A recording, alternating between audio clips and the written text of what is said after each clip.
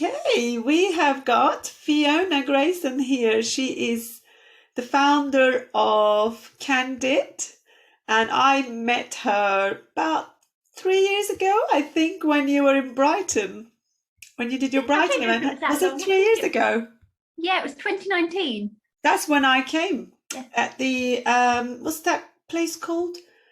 Uh, Platform 9, That's it, Brighton. Platform 9. That's where I was, and that's where I met you. And I totally admired you on the stage, and I get the chance to talk to you beforehand and afterwards. I don't know if you remember because there was hundreds of us. Honestly, no, when you got back in touch and we got in that chat, it always kind of rings a bell because you're right, there's always faces there, but you have to keep in contact, don't you? The minute we started chatting again, kind of brings it all back. But thank you so much for having me here, Elif. I really appreciate it. It is my pleasure. I'm so happy that you could join us. I know you have got a massive schedule of things that you're doing, but I want to introduce you to the audience first. Fiona is the founder of Candid, and it's a new kind of networking for more candid conversations. I'd like you to tap into that because candid is a new word for me. So it's so interesting. It used to be she can, she did, wasn't it? Mhm. And I Yeah, loved it. exactly. I loved it. And I remember thinking, oh, I should have thought of that. Such a great name. and Oh, thank you. and this is what Fiona actually does. She is interviewing women all over the UK and letting them share their honest stories to really inspire and empower them. That's what I feel. This is why I felt so close to you, and I felt like we are on a same mission. And how you did and how you put that event together was so I was envious. It was so excellent in every level, and I really enjoyed it. And I just kept telling my friends, "We've got to go to the next one together." It was brilliant. So Oh, I'd like you to introduce yourself and why you're doing these, and to, what makes you to do this job because it's so fascinating. It's so inspiring. oh, thank you so much, Elif. So essentially, going back to what you said about the word, candid means honest, frank. That's the adjective. And Ah, she did when I launched it in 2017. I was 25, and the girl boss movement was really gaining momentum on social media. And it bothered me. I was inspired in so many ways because you have all of these incredible women launching businesses, which is always inspiring. But the way it played out on social media is that it was just so glossy and no one was talking about the challenges at all. It was just, hashtag girl boss, hashtag boss babe, hashtag, coffee dates, and it was all very, yeah, glamorous. glowy and shiny, but in the inside, what's going on behind doors, not many people want to know almost. Or Absolutely. want to And talk about. yeah, exactly. And I think that the thing, how she did started was literally just me going around the UK and sitting down for coffee with all of these incredible business owners and asking them to be honest with me about absolutely everything they pushed through behind the scenes to get to where they are. And I then shared their stories, and that's how it started. So then we obviously went around the country with the midweek mingles, which you came to in Brighton, and the podcast. But because of the challenges that kept cropping up, I started to that was in a sense my business research. So that led me to launch the benefits program to provide female business owners with more security. But the reason we switched over to Candid and dropped She Can, She Did more recently is because we've added the networking element. And I was always adamant from day one, I didn't want to launch a Facebook group. So because enough good ones exist basically. And it was a case of how can this be different? And I think for me,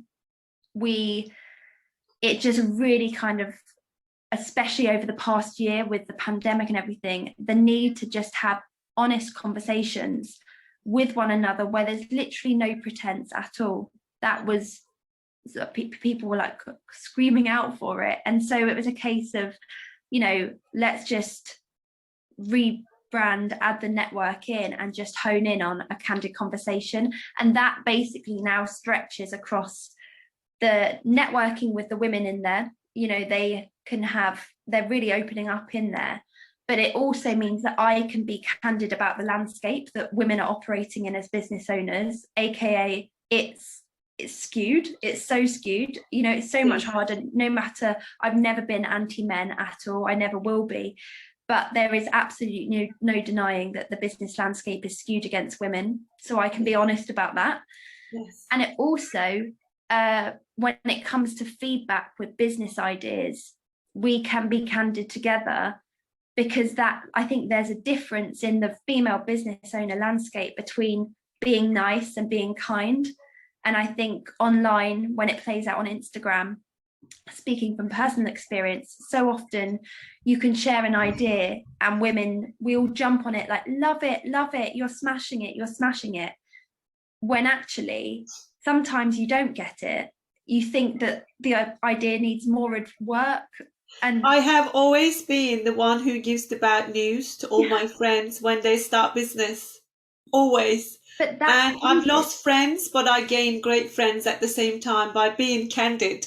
Yeah, there you go. I never knew that word. I've only learned it through you. I mean, as you know, English is my second language, and I never used it. But I didn't. And they call me brutal and honest, but I didn't realize there was a specific word that explains that. And I've always been like this. Have you thought of your returns? Have you thought of your postage weight when they start business? Oh no. Oh, do I have to? Oh, because she's been running business, she knows it. And I'm thinking, yes, I do. I don't want you to fall into the same mistake. You know how much extra postage that I paid because I didn't put the weight of my products on my website. Yeah, absolutely. And it is true. It's great to tell people what a great thing they're doing, but telling them actually what they need and they might face will always prepare them for the worst. Absolutely. And I think that, sometimes it does require a safe space to do that. And we have like a little equation type thing, formula in Candid, that it's honesty plus respect. That's candid conversation. And if you drop either one of those, if you're just honest and there's no respect, then it's not kind. Not accepted. You're just being brutal. But add the respect in, and that is actually the kindest thing you can do for a fellow business owner. Mm-hmm. And we need that support. It's no good clapping each other and being like, love it, you're smashing it, when you're secretly thinking, oh, that idea needs so much work, that's going to fail, or don't really get it, or that logo could be so much better. Yes. Being respectful when you deliver that advice is the best thing that we can be doing. So yeah, basically that's how Candid's gone. We've been on a bit of a journey, Elif, but there we go. You are doing so well because it's so close to my heart. The reason behind me doing this interview series is really to be an inspiration to other women out there who are on their journey, the beginning or in the middle, or they want to move forward or upwards, whatever they want to do. But I've noticed that a lot of them lack of confidence and they don't know there is reality behind everything that we do. There is difficulties. I mean, for instance, yesterday I finished at work at 3 and my son's nursery is right opposite, kind of almost opposite of my shop. So I just crossed the shop, picked them up, and they are usually absolutely exhausted once you pick them up at school. And mums out there will, if they're listening, they will know exactly what I mean. They're miserable. Even the ice cream doesn't taste right. That's how bad they feel. And then I picked this miserable child and I came home and he didn't like what daddy had cooked because he just didn't like anything. So he wanted orzo soup. I made him orzo soup and I had a 4:00 appointment, a video appointment. And there I am rushing in between, getting ready. When I turn up here, all glossed in makeup and dress, you don't see any of that stress. And I was shouting and screaming, going, just put those shorts on now, Yeah. But this is the reality, and it's not bad, it's not good, but that is the reality. And most people don't realize that when you become an entrepreneur, when you become your own business, it means that you're not going to work as much. No, you're going to work harder. But because you'll be doing your passion, you will be doing it with love and ambition, you won't mind that hard work. That's the difference between an entrepreneur who's doing it with passion, or someone who's just got a business and want to get through it. Yeah, absolutely. I always say, if you've got a business and you want to be in there for the long haul, you want to be running that business in 10, 20 years time, life inevitably gets in the way, like it just does. And like there'll be challenges and there'll be days where your personal life tests you. And when you have a traditional job, you can say to your manager, listen, I'm having a bad day, or I've got really bad period pain, like can I clock off early or whatever. And you can call in sick, whatever. When you run a business, you have to find a strength from somewhere to just grit your teeth and get through it, because there are definitely days, don't get me wrong, there is flexibility if you are feeling absolutely horrendous, but the money doesn't come in, and it's all of those different things, and you just push yourself, you end up pushing yourself in. But like you said, I think that's where you have to just really go and tap. Oh, there's some background noise.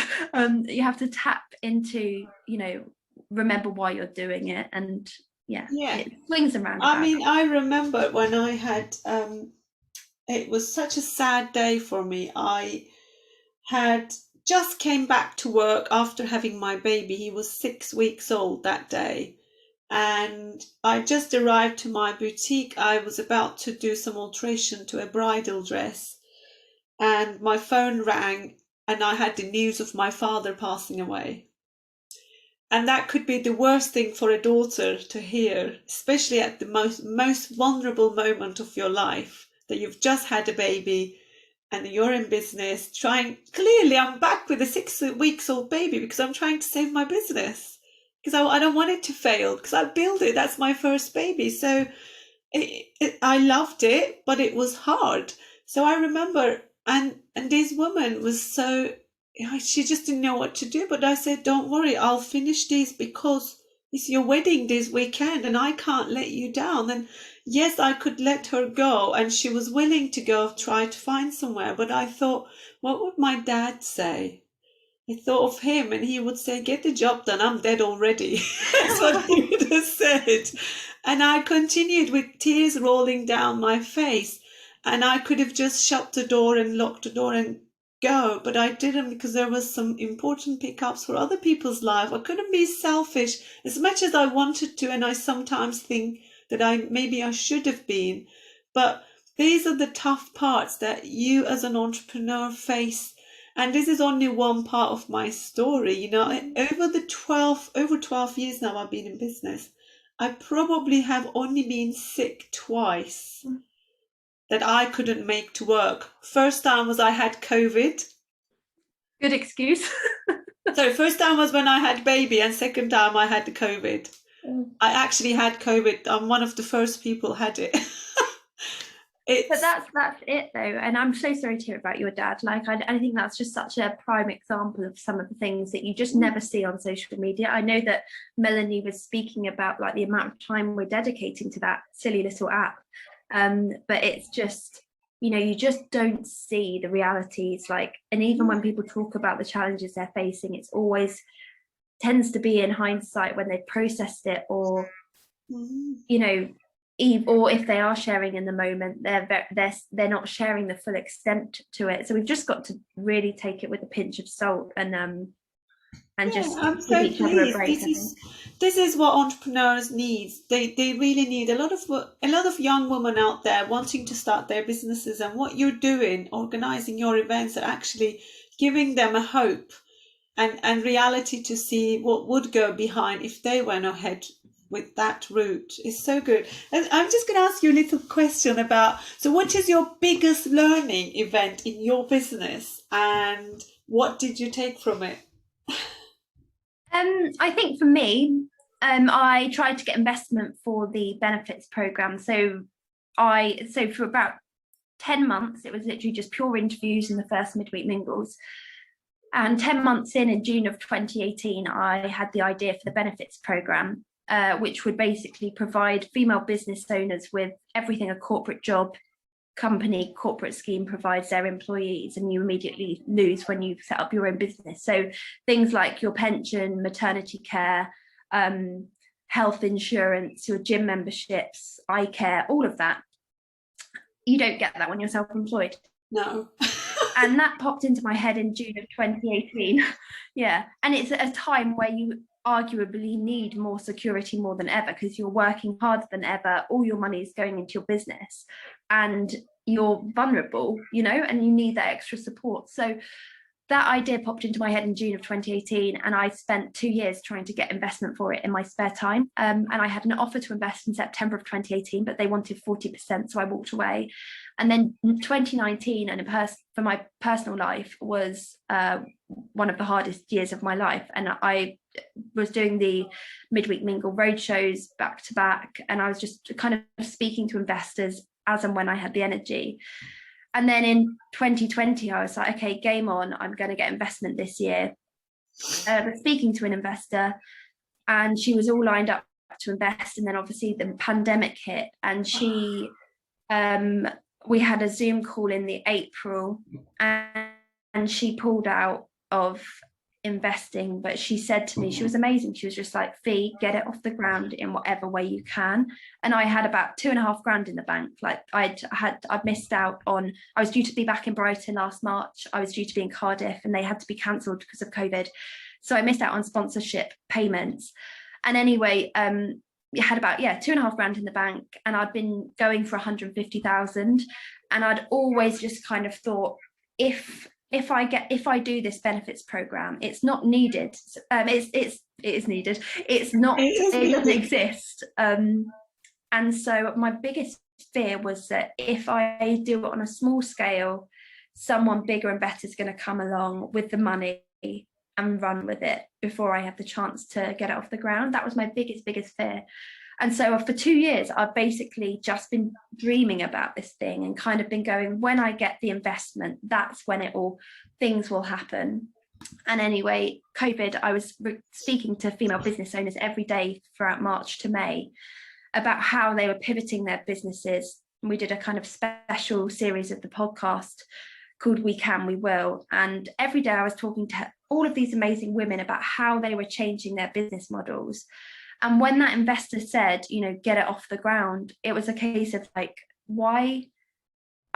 All of these women are telling me how COVID is giving them the kick up the bum to, do different things with their business. Why don't I just start small with this 2.5 grand? What does the MVP really look like, and get this thing off the ground? And so, long story short, I spent 5 months building it, and it ended up being, a WordPress website. But we've done a good, like it looks like an amazing platform on a budget. Some other women helping. What do you mean it looks like? It is.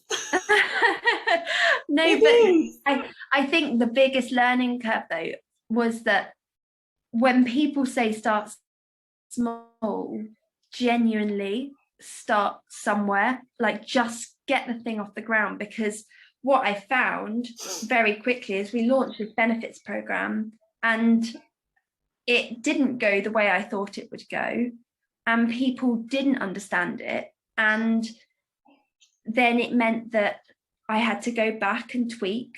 And I could have done that 2 years ago had I started then, and saved myself 2 years and be 2 years on now. And I think the biggest thing for me is that, you let your ambition and your dreams kind of take you on this big journey, and you get ahead of yourself. And actually there is a reason why people say start small. And the biggest ideas out there, I would just say, even in Candid the other day, someone said, I'm looking to raise like 1 million, 2 million for this idea, blah, blah, blah. And it was a case of all of us just turned around and said, what do you actually have the smallest, where can you start? Where can you start? Because frankly, it's going to take a very bold investor to give you £1 million without any proof of the concept. And I think it's so easy to be in denial. No, I'll make it happen, I'll get the right investor. But no, just save yourself time, start small, and just test, tweak, and get it off the ground. It's so important. I'm so pleased you say that. I mean, I always tell my story to especially fashion students. I haven't got a degree in fashion, and I've been in fashion design for 12 years now. And when I started when I started my journey in the UK 14 years ago, I came here as an au pair, couldn't speak a word of English. All I had was £265 in my pocket, which was my last month's salary that I exchanged and put it in my pocket. I bought one way ticket and arrived here. And from that girl who was afraid, terrified, full of faith, full of doubts in herself, has turned herself into a businesswoman who has become a global fashion brand and now on a mission to help others. And if I did it, I'm no different. And the reason I did it, I started small, just like you said. I had a sewing machine that somebody was throwing it away. I took it off from her. And I had my ex's grandmother was throwing all her fabrics. You know, old people used to buy fabrics and get things made. And she was selling her house. And literally, I took the bags out of her tip out in the driveway and turned my first ever collection is made out of cloth, the old vintage fabrics turned into collection. They're my first pieces. So I made someone's rubbish sewing machine and fabrics into a collection that started. It's how it starts. Everything starts with tiny, teeny, small steps. And then and if you're ambitious enough, if you really believe in yourself, some are lucky, and I've got no problem with those who were lucky enough to have the startup cash in their hand. And that's nothing to do with your success either, because you might fail. Absolutely. Success has got nothing to do with money. It's all about starting somewhere. Yeah, absolutely. And building up. Absolutely. That's the thing. I think, and you just have to constantly remind yourself of that. It's so important to just kind of stay in your lane like that and just keep the blinkers on and not let what other people's success looks like affect you. Don't ever compare yourself with others. We're all on a different life. I have a different background, different upbringing, different beliefs, different traumas, different emotions, different way of perceiving things. So how could I be same as you, or you can be same as me? It's impossible. We have different way of learning. You and me might read the book. I always suggest these to a lot of my my coaching clients. Become a member of a book club. You will see how different you are after reading the same book. What you get out of that same book is completely different, isn't it?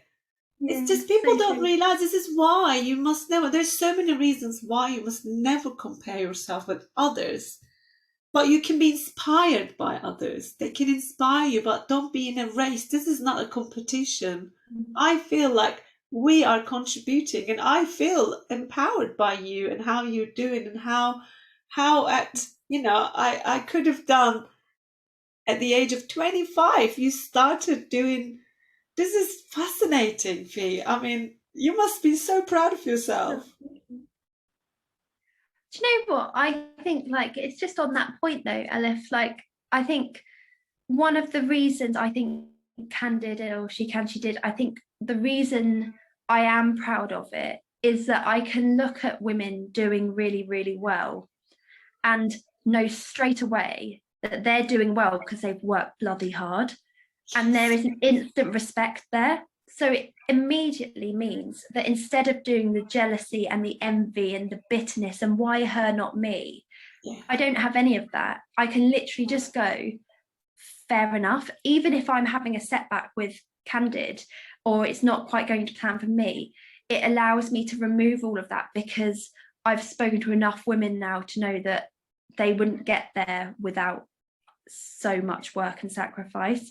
And it just allows you to just it takes the emotion out of it, and you can just see it for what it is. And success in any way, shape or form, whether it's being a good mum and seeing someone really happy at the school gates and blah blah blah, and you're having a bad day, you can look at that woman, and instead of being how is she doing so well, you can just be she's fair enough, I'm sure that she's doing great, or she's and you can just appreciate that everyone has a backstory and everyone is going through challenges. Because I have not spoken to one single woman who has featured on the podcast or at the events that hasn't faced something huge in their personal life. Nobody has it all. Yeah, exactly. And you just have to, in the same way that Melanie was speaking beforehand, the internet just sucks you in sometimes, and it's so easy that even with a really rational, sane head on, it can still suck you in, and you just have to be like, no, everyone has stuff going on behind the scenes. It's not just you. And we're on different pace. I mean, I knew everything I know today, and I had to unlearn a lot of things in my upbringing. There was so many unlearning to be done for me to relearn. You know, it's not about learning, it's about unlearning. It's the hardest part of our habits and beliefs and perceptions of certain events and situations, how it can actually make you feel.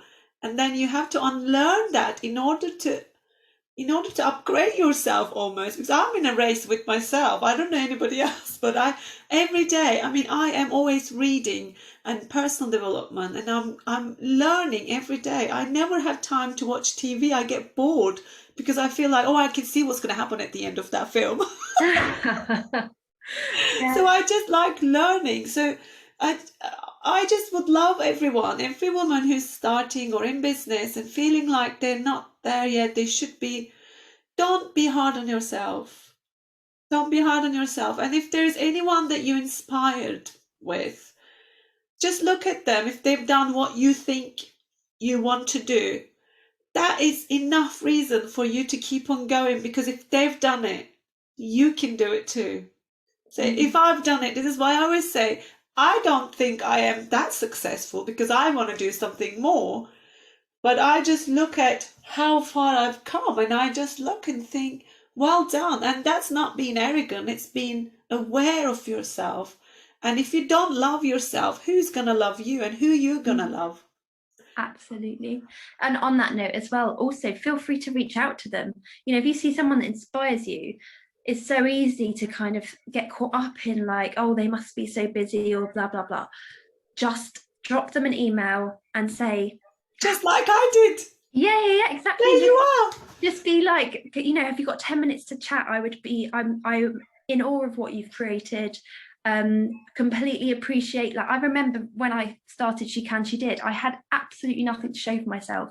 And I remember reaching out to all of these women that I was coming across in magazines.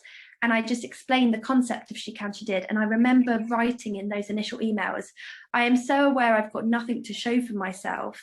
Having said that, my old job, I used to go and interview people in the city, blah, blah, blah. So I promise you that I will be taking this seriously.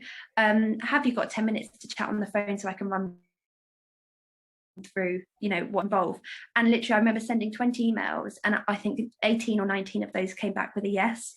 And the one person that didn't, their PR team reached out about 2 years later asking to feature on the She Can, She Did podcast. And I remember thinking like, well, you didn't say yes in the early days, but oh yeah, welcome back. Yeah, exactly. Exactly. But I do think, you know, everyone can be reached. And a compliment, a compliment where you genuinely mean it, a flattery does work. So, but don't, you know, personalize it, and they'll say yes. I love that. That is so true. I mean, I've been interviewing lots of women I admired, and this is exactly how I felt. All she can say no, but I'm going to ask anyway. And it's never been, I mean, I've only had few no's, only because of other commitments. I reach out to people with millions of followers, actors and actresses, and you'll be surprised how others are willing to help and how generous they are with their time. It's only like a few minutes, and they're not gonna be mean. And if they are, they're not your kind of people anyway. Absolutely. And if they say no, it's sort of like, well, you're never gonna see them again, so it's fine. It doesn't mean anything. Don't take it personal. Right, I'm going to ask you last question before I let you free. Okay, what does confidence mean to you, and your tip on how you put it on when you least feel it? Yeah, so confidence for me is 100% comes from liking yourself deep down, like knowing that you're a good person, knowing what you stand for, and really just like backing yourself. And I think the confidence, I think it's twofold. I think there's that. Oh, hello? Hello? Frozen. Yes, you were frozen. You Hello. were just saying Oh two no. and then you stopped. Sorry, I've got dodgy Wi-Fi. Um, I was saying, yeah, and I think, yeah, when you're confident, you just back yourself and you like yourself deep down. But I think there's another layer where when like what's the word? When it is it emulate when it comes out of you, when you Yes. just radiate confidence, I think comes when you're happy as well, and when you are doing things on your own terms and it's bringing you genuine joy. And so for me, if I'm being completely honest, right now I back myself 100%, trust myself deep down, and I genuinely feel like I've got a good relationship with myself, and I'm quite good at listening to my body and my head and all of that kind of stuff. But I definitely don't feel at my 100% most confident right now, because I've got my first holiday in absolute ages next week, and I'm, when you just know that you're burning out, like I and it feel doesn't, like that lately. yeah, 100%. And if I'm being completely honest, like today, my head's just not been there today. Like I was interviewing someone earlier, and I know that I'm drained. And so I think that happiness bit, not there, and I need to recharge. And so for me, in terms of confidence tips, a decent shower, scrub it off, get clean. No, because seriously, when it's like proper greasy hair and you look at yourself in the mirror like, oh Uh, Christ. But I say jump in the shower and give yourself a proper scrub, put some makeup on and a nice outfit. And then I've been in situations before where I've had to host a mingle, like in 2019. I'd gone through a big breakup and I had already signed on to do the mingle roadshows, and that means presenting. And you've been at the mingles, like you came across fabulous. if I'm being honest, behind the scenes, Elif, like that year, it was the first time I'd had my properly going through first experience of having like feeling like my heart was broken. And I remember in Manchester sitting in a cafe around the corner from the mingle event with my mum about 2 hours before the event, just crying, like sobbing, and I did not want to go on stage. I just was like, I can't do it, mum. And I remember she was just like, oh bless her, I love her so much, but she was like, let's put a game face on, come on, breathe. And we just saw it very much as, okay, game face on, you've got work to do. Mum And power. it was a case of literally for those 2.5 hours of that mingle, put on the face. And I mean, like the women there, I was speaking to them after I'd hosted it in the actual mingle bit afterwards. I was honest. I was like, it's not like I This was is how I'm feeling, actually. yeah, absolutely. But I think no one wants someone that's stopping hysterically hosting an event. So I think that you do sometimes have to just, when you're not feeling it and you've committed to doing something, Amy Cuddy, she has that TED talk, and it's Yes, that one. stands like a power Yeah. stand. I've done that in toilets before, in the ladies' bathroom, and looked at myself in the mirror before I've gone on to host something, and it works, like in just really looking yourself in the mirror and having a kind of chat. I'm sure I'm not the only one that talks to myself. No, I'm the same. I remember, I mean, I've organized many events, and virtual events has kicked in only because of COVID. And when I started organizing my events, I was well aware of building an audience. I was well aware of building a network, and even though I was such a confident person in my knowledge in fashion and style, I never had the confidence in my English level to stand up and talk to a crowd. So I always had speakers for my events. So they presented the event. All I would have to do, introduce them to the audience and let them do the talk. And I always like to stand behind, and I still am. I like that, but I feel so much more confident. I mean, my first virtual events I did back in December, you could only see top of my head because I didn't know what, I'm now sitting. It looks like I have light on, but I haven't actually. I'm sitting right in front of the window. The light Oh, I is in. thought you had a ring light. I was No, like, I you're haven't. Well, glowing. my ring light is here, but it's not on. Look, Oh, I'm so useless. I it's don't not have any of on. that kind of stuff. I'm sitting in front of the lights, but these are the things you build. Confidence, you can build it and learn from it, or type it on Google. Goodness sake, it gives you so much advice. But also listening to other women and hearing that they're also going through stuff, and you're not the only one to not feel confident every single day. I was interviewing the global marketing director at Bodyform yesterday, and when she first started that job, obviously it's period products. When she first started at Bodyform, the Bodyform branding was like, make women feel confident, like they've got it all together every single day. And she was like, hang on a second, no, we're a period product brand, and everyone knows that it's not normal to expect women to feel confident 24/7 every single day of the year. That doesn't work. We need to change that message. And it was just like, yeah, like it's okay to not feel confident all the time. And I think like you're allowed to just want to put your pajamas on and cuddle up and on the sofa and kind of hide from the world. That's absolutely okay. Allow your emotions to withdraw when it times, because your body will tell you when to. And yes, there must be a question. You have to feel motivated. Yes, motivation is to an extent helps you as a business owner, but sometimes if your body tells you to have a break, have the break, because taking a break is more productive than actually keep working. 100%.